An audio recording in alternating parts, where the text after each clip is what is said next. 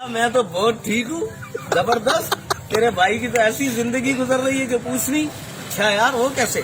दादा जॉब है अपनी, तेरे को पता है, जाके एसी में दफ्तर में बैठना होता है। और क्या, सुबह तेरा भाई 6 बजे उठते हैं, उठे। अब जब भाई बंदा सोया हुआ है, उसको क्या उठा, चाय बना ली।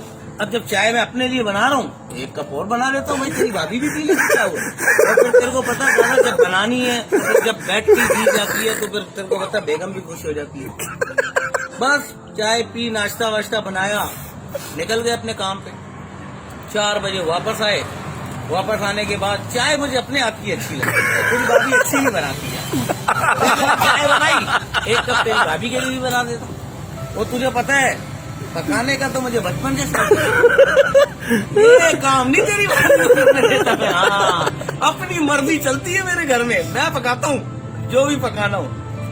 अब पका लिया तो तेरी भाभी को देता हूँ बकायदा, ये भी टैलेंट है, लेकर पूछता हूँ, सुना भाई कैसा टेस्ट है? भाभी तेरी जैसी, आप जैसे हाथ का जायका ही नहीं है।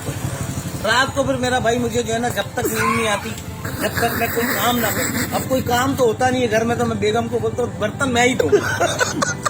बर्तन मैं नहीं धोने भाई, बर्तन तेरी भाभी की क्वालिटी है। जब मैं बैठ के देखता हूँ ना, एक गिलास गरम ला के मुझे देती है। तू सुना, तेरा क्या हाल है?